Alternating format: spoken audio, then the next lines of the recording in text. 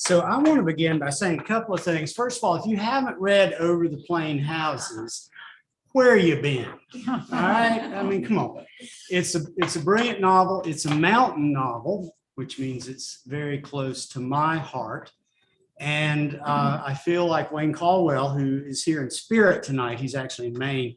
He and I were the two male cheerleaders in Western North Carolina for Over the Plain Houses. I mean, we talked that book from dawn till dusk for a year, I bet.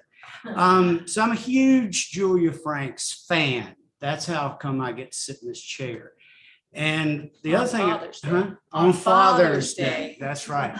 And I would say the other thing I want to say is welcome essentially to our home away from home. Malaprop's bookstore has been in operation for a long time. And if you come to Asheville and you don't go to Malaprop's, that's not right. Okay? In fact, anytime you come to Asheville, you need to go to Malaprop several times and enjoy the ambiance just of being here. So this is a lot of fun in a lot of ways.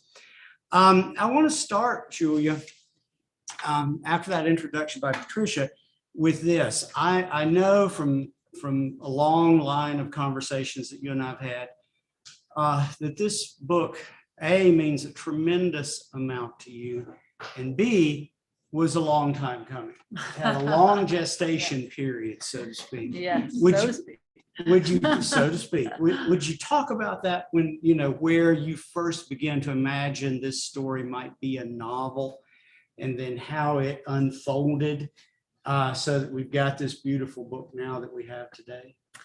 Yeah, I have to say, I mean, you know the answer to this, but it's a little bit embarrassing how long ago I started the book. It's been on and off. But when I first started writing it, I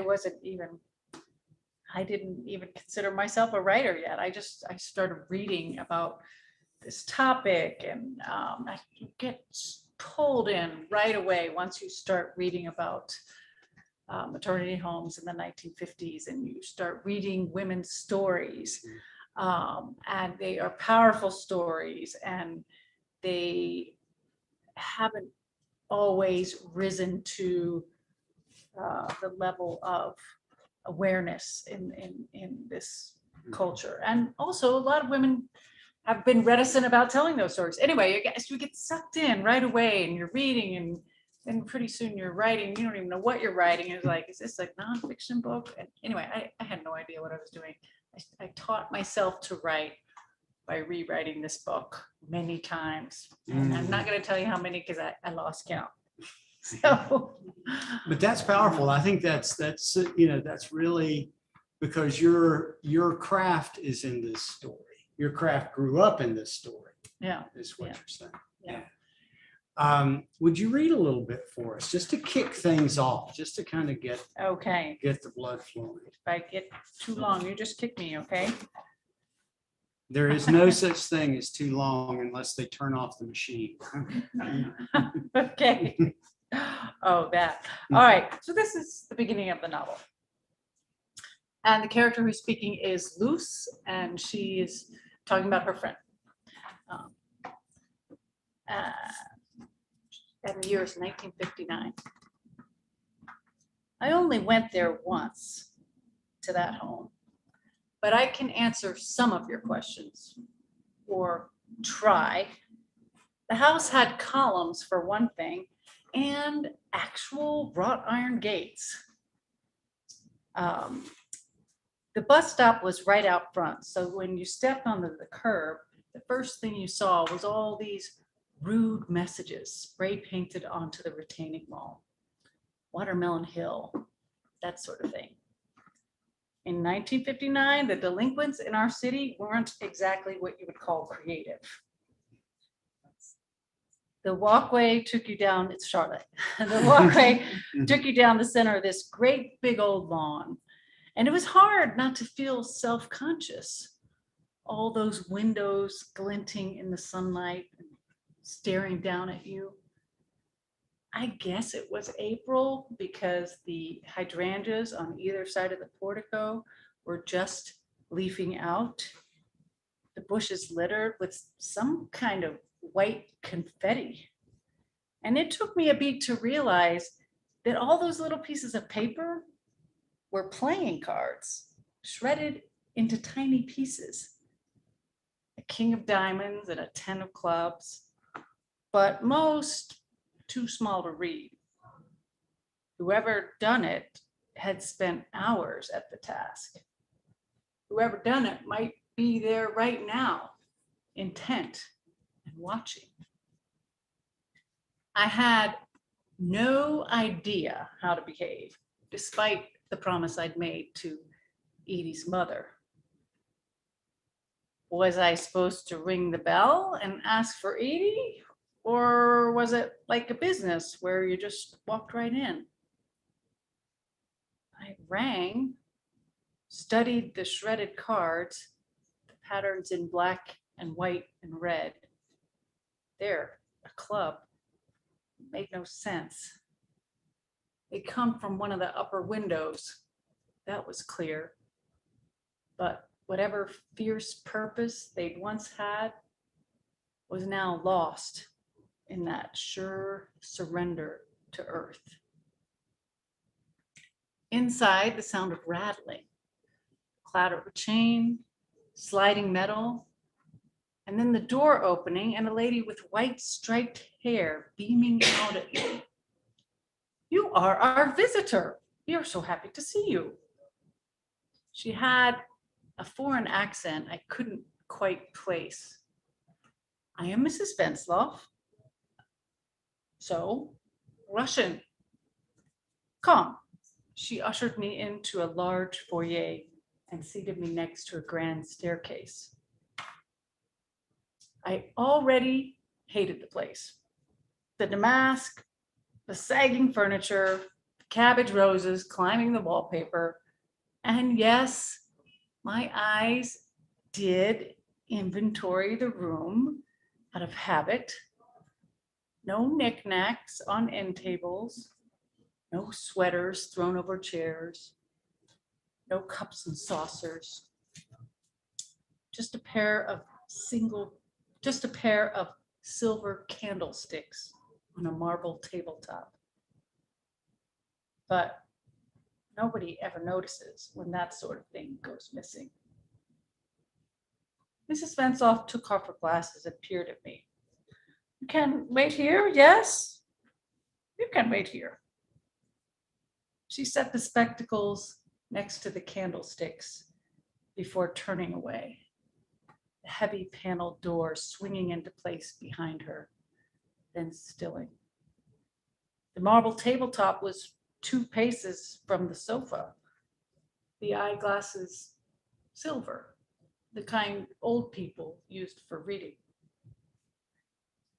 I perched at the edge of the cushion, my weight on the bones of my pelvis. Elsewhere, female voices rose and fell.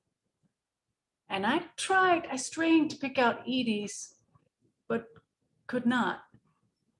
Only Mrs. Vensloff's. The old lady was nice enough, friendly, and yet there were those playing cards, that spray paint at the bus stop. Who needs a bus? You already got your ride. Yes, Artie, this is what I'm trying to tell you. Without really thinking about it, I rose, strode 2 long steps to the marble top table, bent forward, and palmed the glasses into my hand, then into my sleeve, then into the pocket of my coat. Done. Then I was back on the sofa, pelvic bones square on the cushion. My fingers explored the contents of my pocket, the lenses small and oval, the cool metal warming to my hand, the arms flimsy, a mitigation. From Mistress, soft, cognate remediation. Or maybe it was from Maderi, like medic, to heal. Well, you'll have to decide for yourself how you feel about all this. It was creaking above, and then here she came. Easing down that long staircase in a maternity smock, wide as a mushroom. Everything about her seemed smudged. Her swollen face and dark hair, the heaviness in her walk. Her hand gripped the banister, her feet feeling for each step, shoulders and violin neck tilted forward, face toward the floor. I tried not to gawp. She'd gone straight from being a girl to being an old woman, and I didn't know what to do about it. Stand or sit, be cheerful or somber, commiserate or congratulate.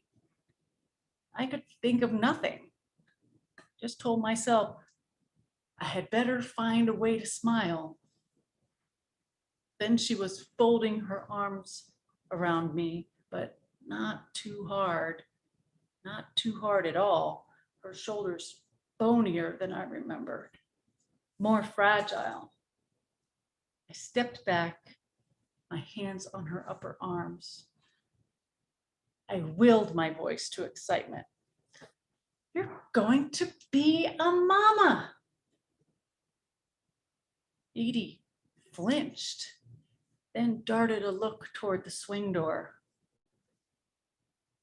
Oh, loose. We're not supposed to use that word around here. I'll stop. I can keep going all day.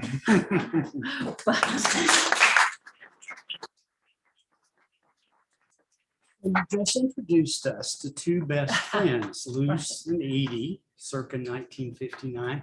Talk about them a little bit, about their relationship and how they're alike and how they're different. And Okay. how that whole story unfolds.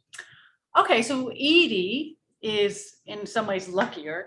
She comes from a great family. She comes from a, middle-class family. She's privileged in many ways, and she also happens to be beautiful. So that is another kind of privilege. Until she gets pregnant, and then she's challenged in all these ways. And she also has this skill that the rest of us don't have. She's not a mind reader, but she's really good at reading people. And then her friend, and then her friend Luce is an honor student, valedictorian, but she comes from a broken family, which, as Edie tells us, in those days, broken meant broken, which meant fail, which meant not like us. So she has that challenge. And she's, kind of ahead of her time. She starts to get involved in the civil rights movement, but she also has this, as you can see, this tiny little klepto problem. So, Tiny. Yes. And so when Edie moves to her town, Luce is sort of already an outsider, and they sort of find each other. Yeah, they connect. Yeah, connect. Yeah. And so there are three parts to the novel. Yeah. The first set in 1959, and it's Luce and Edie's story in a lot of ways. And that whole story unfolds in a world where there is only one accepted answer to unwanted pregnancy. Talk a little bit about that. Yeah, so this was really, Americans didn't question it. They did not question it. When I say Americans, I mean medical professionals, social workers, court officials, and most families. In the case of unplanned pregnancy, adoption was always the best solution. And if you had some financial resources, you could pay to go to a maternity home, which was a private, cost you money. But the problem with these homes historically was that on the one hand, they were supposed to be safe havens for girls and women, well, girls who'd been kicked out of school, which was legal, women who'd been fired from their jobs, which was legal, and girls and women who had been kind of exiled in many cases from their families. So there were supposed to be these safe havens. On the other hand, they were recruiting agencies they were recruiters for adoption agencies, and they were directly connected to adoption agencies. And hundreds of thousands of women a year remember being coerced, pressured, or straight up tricked into giving up their parental rights. And that was the maternity road, the maternity homes that was the high road. If you couldn't afford that, it was even harder,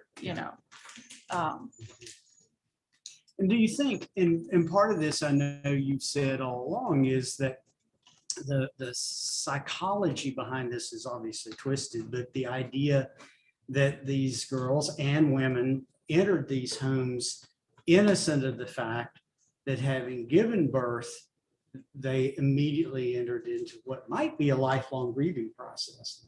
Right. They were taught that if you had an abortion, that was a disaster, something you'd never recover from. But if you gave birth, you'd be giving a gift. And you'd be a hero. Yeah. I mean, abortion wasn't even an option, but yeah, that was I call it the adoption fable. Yeah. That abortion always causes trauma or causes lifelong trauma, and adoption somehow makes you better. But the research, this is the opposite. yeah, most women who have abortions are not traumatized, and most women who relinquish children for adoption tend to grieve for their whole lives. Yeah. What was the question again? That was, you handled it. You did a beautiful job. Okay. I said, talk about these two. Oh. And so Luce and Edie are best friends, and Luce is the person in some way, I guess there's a pun there, Luce, Right. Loosc, Yeah, right. She's brilliant. She's ambitious. She's different. She does tend to walk away with things that used to belong to somebody else. There's that small item, but Nobody's perfect. nobody's perfect. That's right. And so, but Luce doesn't understand either. Why she does it. Well, yeah. Yeah. Why Edie? Oh, And well, let's take it just a step further with, spoiler alert. Not only does Edie give birth, she keeps the baby. And she tries to keep the baby. I shouldn't say she succeeds, and Luce doesn't understand. Luce doesn't get what's right. going on. And honestly, even today, most people don't. I mean, you're a dad. You know what happens to a woman when she becomes pregnant, right? There's a certain hormonal upheaval that happens. I was going to say flood, but upheaval's good. I like that. Okay. Yeah. And it's mental, it's physical, it's emotional, and it gets stronger and stronger, during the course of the 9 months, right? And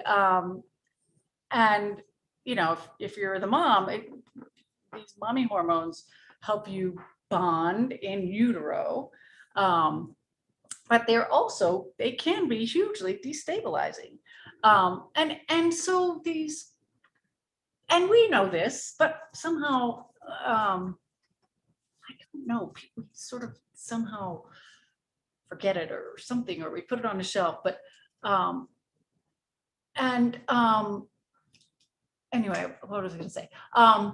So these girls and women went into these maternity homes, and then this upheaval happened. And no matter what they thought they were going to do, in week 4, they had to contend with all these mommy hormones that you get them whether you plan on getting them or not, and a lot of people change their minds.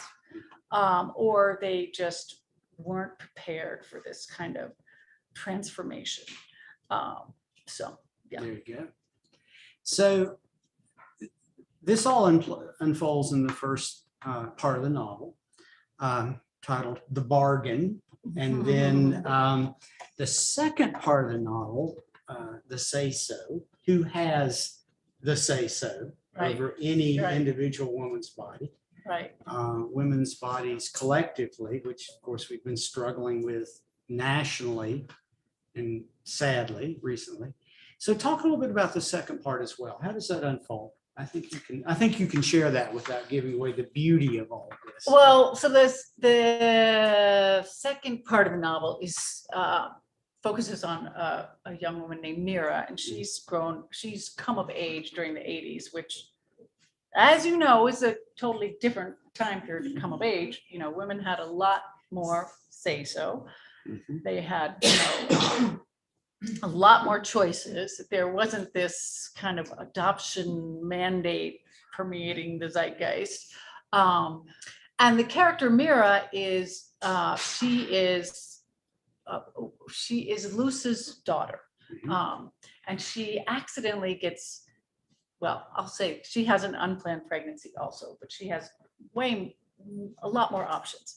And she accidentally, during the course of this time, she accidentally gets roped into her mom's backstory and her mom's secrets and her mom's friendship with Edie, which she didn't know anything about. Anyway, so the two stories end up intertwining. Yeah. Yeah, so Dickens could have written part of this in a way, in the sense that you've got this one whole almost complete story in part one. And then there's a reset 30 years, not quite 25 years later, I guess, almost, right? Yeah. Exactly. And so now Luce's daughter is in college and has an unwanted pregnancy, unplanned pregnancy, let's say it that way.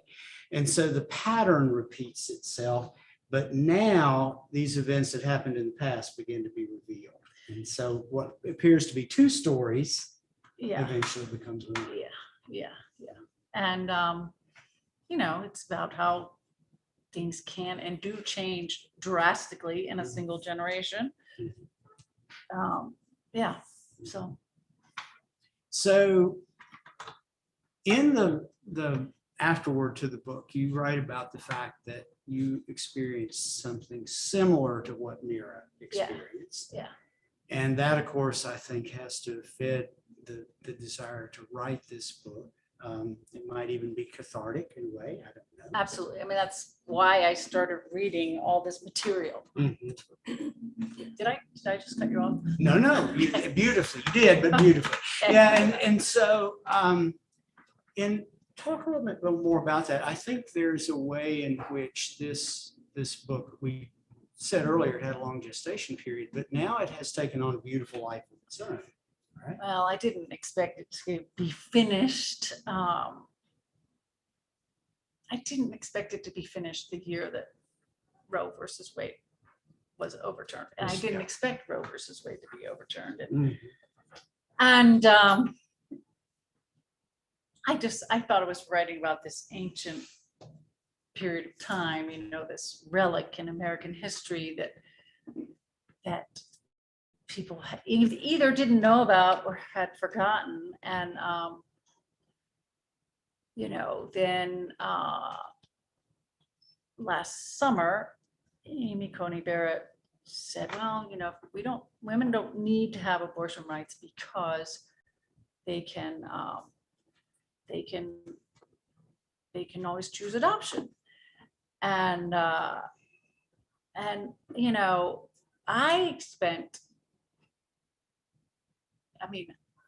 I chose, choosing is a huge thing instead of having a decision forced upon you. But I did in my life relinquish a child for adoption. And I was too cocky as a kid. I was overconfident. I was like, I could do this thing, I'm like super healthy. I got great friends. My parents were really supportive. I have great insurance. I can finish my senior year of college and continue my 3 nights a week waitressing job and bring my child to term and figure out what I'm going to do with the rest of my life, right? Hormones, like I didn't even honestly think about hormones, but I was like, how hard could that be? How hard could it be? You know, and I'm glad you're laughing about this, because anybody who's been through it knows, how hard it can be. Whatever. I was a kid. You know what? I was too cocky, but whatever, and naive in a lot of ways. But so you know, I didn't. It was hard, but not because of the logistics of it or the physical part of it. It was hard because of my own hubris, right? Like I didn't take emotional risk into account. I didn't take physical risk into account. I see people shaking their heads like, oh my. I didn't take loss into account. I didn't take grief into account. You know, it just, anyway, I totally forgot your question again. I'm sorry. No, I think, well, and you took it right to the verge of the Supreme Court. Right. I did. I bet. Yeah. Talk a little more about that. I mean, you thought you were writing history, and you discovered you were writing contemporary journalism in a way. And again, you and I have talked about this. As a historical novelist, I've had that happen over and over when I thought I was writing about something that happened 100 years ago, and somehow history manages to perk up and pay attention and say, oh, let's do that again, you know. And so we went through a hard reset on abortion rights in America, and we're still going through. And there are 400 maternity homes in the United States now, new maternity homes. So we started all over. And the problem, so they're all privately run. It depends on who's running the place. It really does.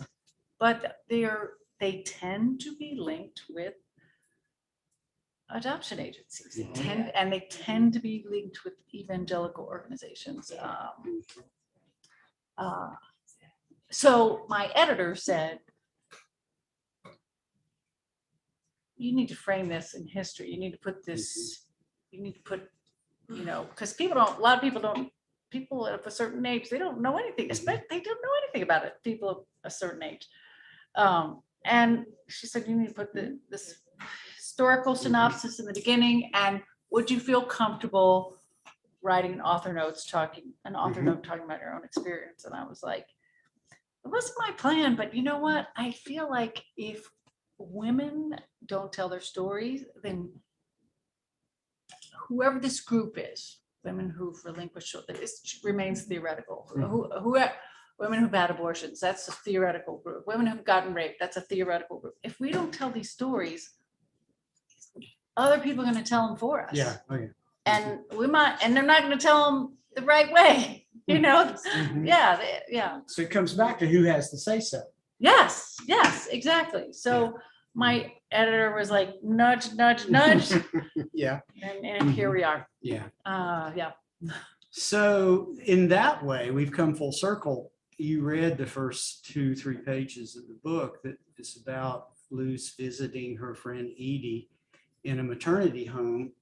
And it doesn't become clear immediately because you do it so well. There's a little mystery involved, exactly where she is and what she's walking into, until it does become obvious. And you took us just that far. So we might be tempted to think about that as people under the age of 30 would say ancient history, right, in America. And what you're saying is it's not history at all. It's no. Those first 3 or 4 pages could be happening somewhere right now. I mean, according to NPR, they are happening. So I want to say, having read this book in various guises, how beautiful it is. The writing is wonderful, but really this is a case where the subject matter may take precedence over anything else, really. Let's open the floor and have some questions. What would you all like to hear Julia talk about? And Terry, you're going to repeat the questions, I am. Right? Yes, I am. Okay. Especially in this time when we are being fed the Amy Coney Barrett narrative that relinquishing a child is just a piece of cake that we ought to be Yeah. promoting.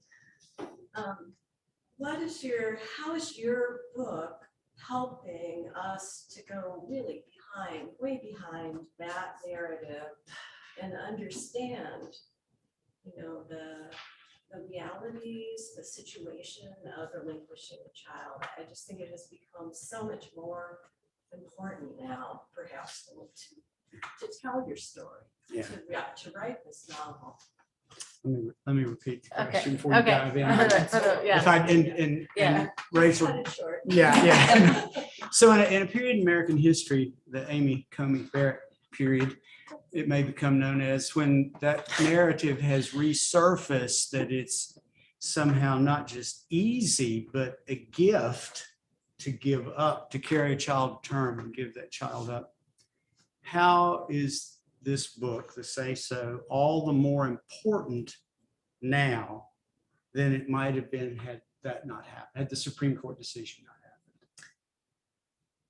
I mean, somebody has to tell the truth, and there are, honestly, it's not just me. There are many birth mothers out there who have they have self-published, they have written memoirs and published them at their own expense, and they're not any books you would ever run across. Like in a store like this, you could probably find them on Amazon, but those are some, really heartfelt stories. And some of them are published decades ago. And I read a bunch of them because, I was like, well, why am I the only person who feels this way? Well, of course, I wasn't. If anything, my story was like benign compared to a lot of people's stories. So there are a lot of women out there who have been trying to tell this story for decades. And I don't know why it hasn't risen to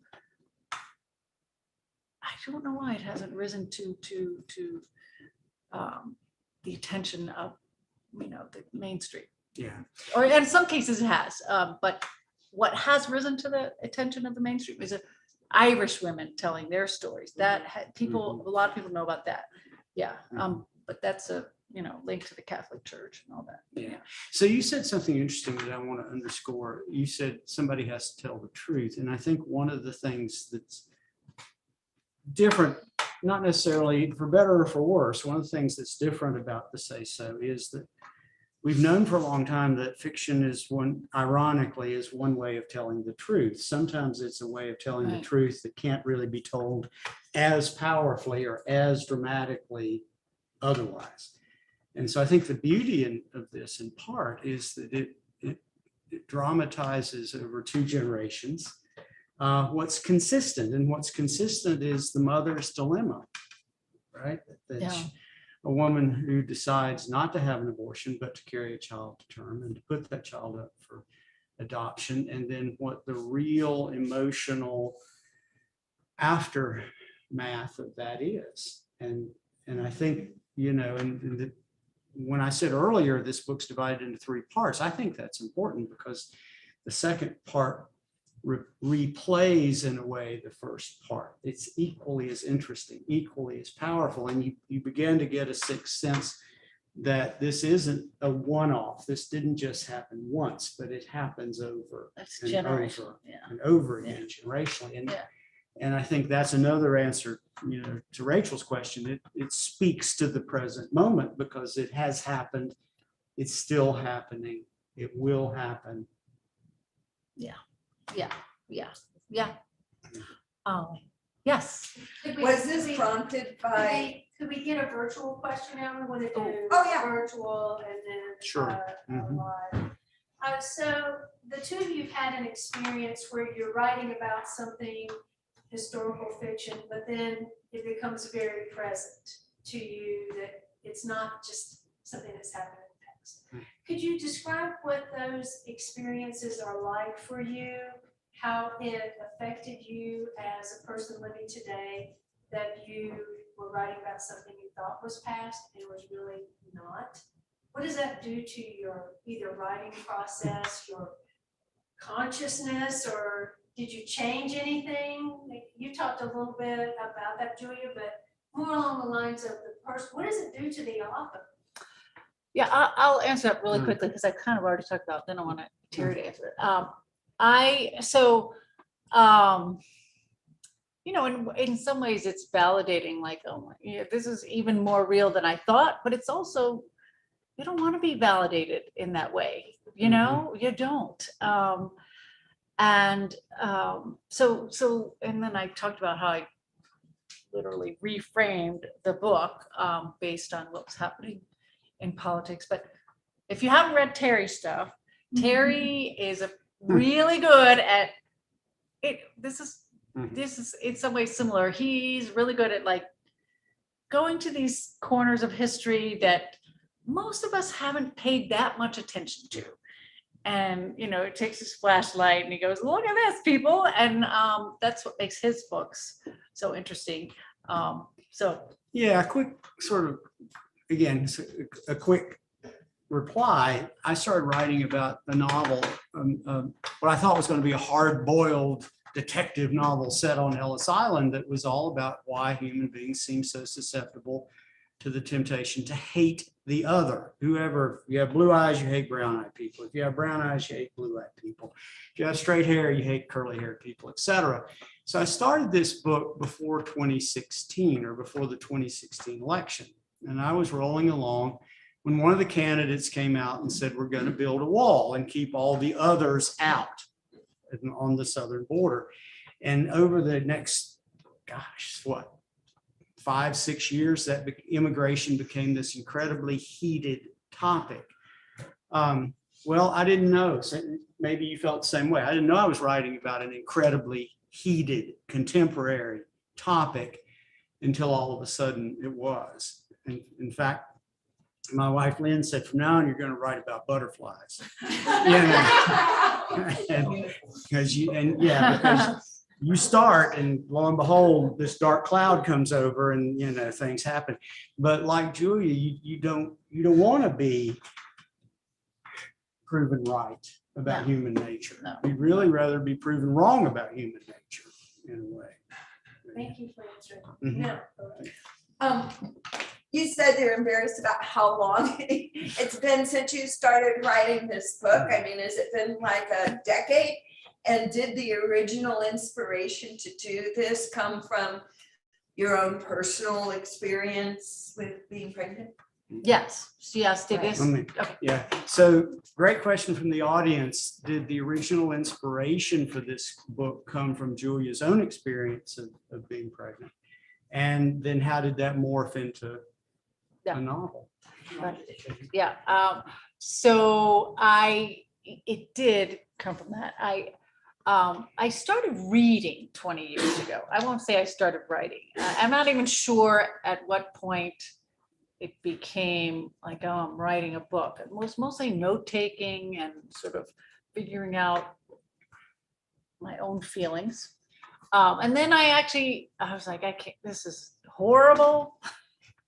So I set it aside. I wrote another book that was going to be easier to write, and it was easier to write. That one only took 6 years. Nobody ever accused me of being a fast writer. And then eventually I came back to the first book. And also I've always worked full time too. So yes, I'm embarrassed that it took me, and I started this 20 years ago, but I wasn't working on it the whole time. Yeah. But also, don't you think you grew into the story? I mean, obviously your craft, you talked about how the fact that you grew up as a craftswoman while writing this book, but also you discover your story. You find out what your real story is. Yeah, that's right. Yeah. This story has had many different structures. I'm like, oh, that didn't work. You know. Yeah. Julia, could you please talk about your writing process?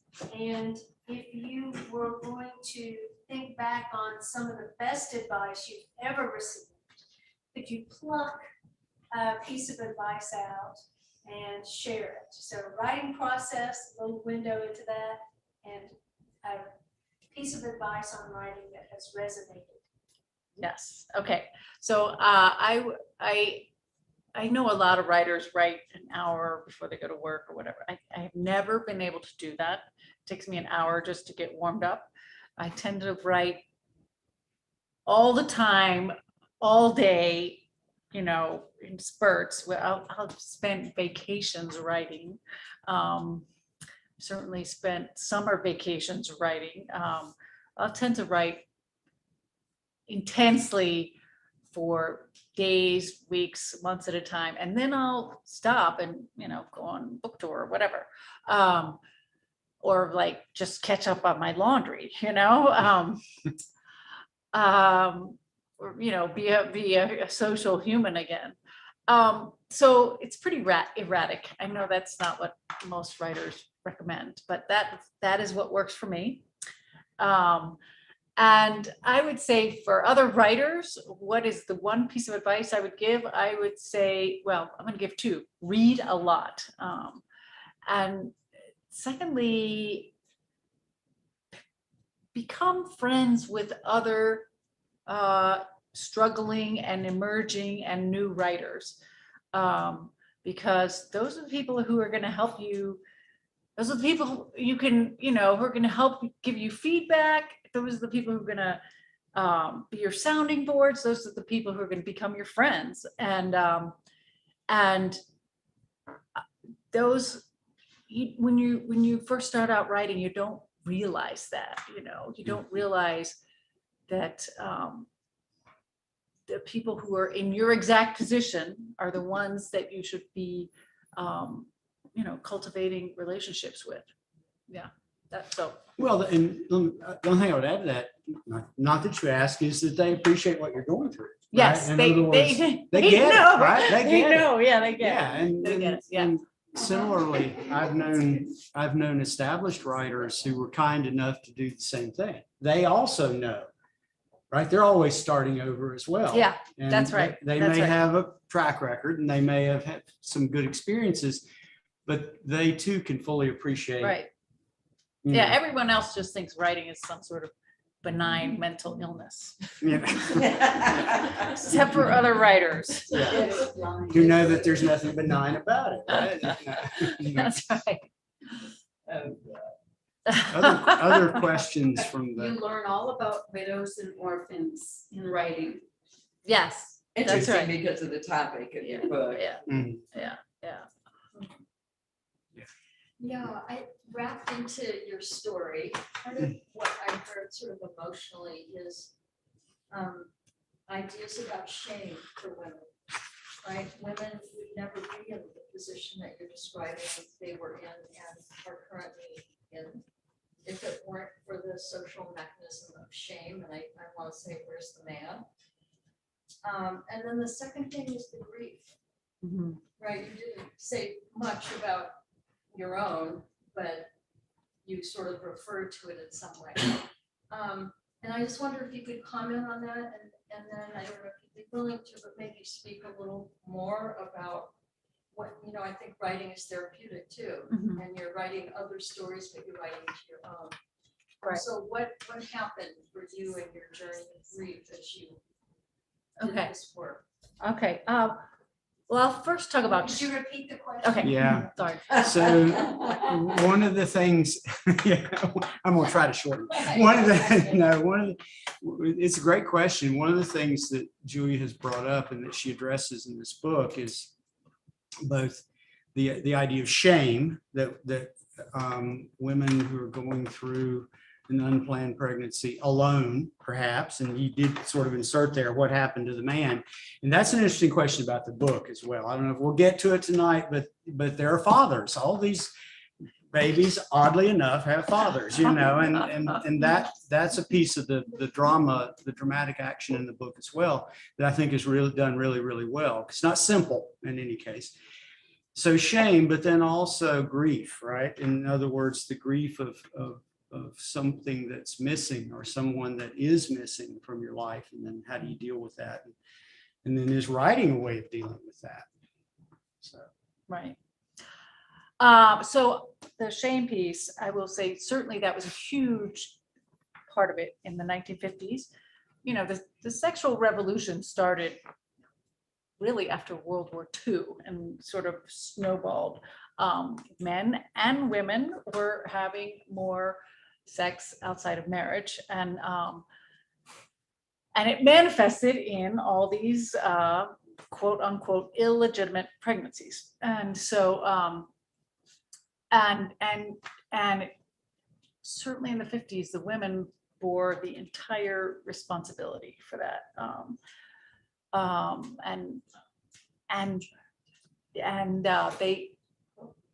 Women disappeared, as you know. They were hidden, or they were told they should be hidden, and that was part of the function of some of these maternity homes. In the 80s, shame was not as really a big part of it for me, because I was going to a pretty liberal college, and you know, people were just like, what? You're doing what? But I was never in the closet. I've never been good at keeping secrets, for one thing, and also a closet is not a good place to live. Hard to have a baby. Right. But I will, so to address the second part of your question, the question about grief, I will say this, you know, when you're sort of, a part of that grief is that people don't expect you to feel it. And you may not expect to feel it yourself. And nobody around you expects you to feel it. And there's any number of movies or TV shows about women relinquishing children for adoption. And they kind of always go the same way. And I'm thinking particularly of a movie called Juno that came out about 15 years ago. And the plot is generally like this. The woman surrenders her child for adoption. She has a really good, solid cry. And then she goes on with her life. And literally that movie ended with the protagonist kissing her new old boyfriend. Yes. And any conflict she had was associated with who was going to be her romantic partner, which, you know, was a rom-com. That's what made the plot go. Anyway, so for me, it was very disorienting, like to watch these movies and TV shows and be like, oh, it's just, it's very alienating. You know, that's a part of it. Like why? So this is weird, but what I got into in the 90s was war literature, you know, which is weird. So that's not weird, but keep going. Yeah. Mm-hmm. You know what I'm saying. Mm-hmm. So the plot of most war literature, especially good literature, is something like this. A soldier, usually a man, but doesn't have to be, goes to war and has a complicated experience. And then he or she or they come back, and everyone around them has a totally different narrative about what their experience was like. And there's this disconnect, you know, the soldiers begins to question his or her own experiences, and the media and everyone else is saying, well, it was like this for you, or thank you for your service, or whatever, you know, and it's really disorienting.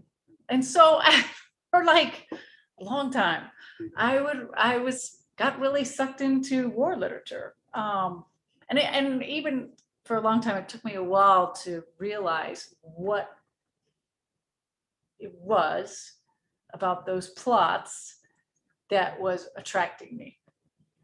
Yeah. Did I say what you No, thought I I was gonna say? think you're spot on. I think it's Yeah. one of the most, I wrote about this in That Bright Land, Right. which is set in the summer after the Civil War. The soldier comes home and the feeling is guilt, you know, almost immediately. Guilt and grief, you know, guilt and grief intertwined, and so there's a way in which, you know, and part of what you're doing is blaming yourself for what you did, but also the fact that you're grieving for what you lost. You know, what's out there but no longer exists. And you're isolated, And you're isolated because nobody else Yeah. understands. right? And so when you started down that road, I was thinking PTSD before you. Yeah, but that is not a phrase that I use, but I Right. think there are many people who, Mhm. I think there are many women who would call it that. Mhm. Yeah, from there, but many women, it's so different if you don't have a choice. I mean, I had a choice, so, but if you got pushed into something, I think that is more likely to cause what we would call PTSD. Well, and part of what we're saying historically is we've cycled back around to that Yeah. now, where we're pushing women into that Yeah. decision. So we have a couple of minutes left, and for the live audience, you'll get a chance to speak with Julia after the event, because Julia's signing books. So that'll be an opportunity for you to speak with Julia further. So let's do a little bit about what's next. And Julia, you may not want to talk about that. You may be a little superstitious about that. That's okay. So it's all right if you want to talk about something else in closing. That's okay. Yeah, what are you working on? I'm afraid to tell you. All right, don't tell us. Then. No, I'll tell Or you. you can make it up. You're a fiction writer. You can lie, you know, so you'll never know. It's Yeah, okay. Oh. Tell you the name of the book. but- Yeah, I'm afraid to tell. That'd be a great title, I'm afraid actually, to is tell I'm you. afraid to tell you, yeah. That would be a good time. Mhm. No, I got really interested in copper mining in 1910. It's sort of this in the area called Copper Basin, which is sort of the intersection of Tennessee and Georgia and North Carolina. As you know, most of you know, it was an environmental disaster, but it was also this really interesting juxtaposition of really cutting edge science. You know, these Mhm. guys, and it was all guys, these scientists figuring out how to extract sulfuric acid from copper. And my husband calls it, he always describes things better than I do. He said, what did you say? MIT meets Appalachia. meets Appalachia. So yeah, And they bump heads. and they bump heads, and the farmers in Appalachia are not happy about this acid rain. They didn't even call it acid rain back then, but you know, that stripped an area of vegetation. I think it's 50 square miles. You know, you could literally see it from the moon in the 19 when they, you know, first landed on the moon. So I'm interested in those sorts of things, like, and why hasn't anybody written more about that? You know, anyway. We're saving it for you. Anyway, so that's what I'm researching. Let's put it that way.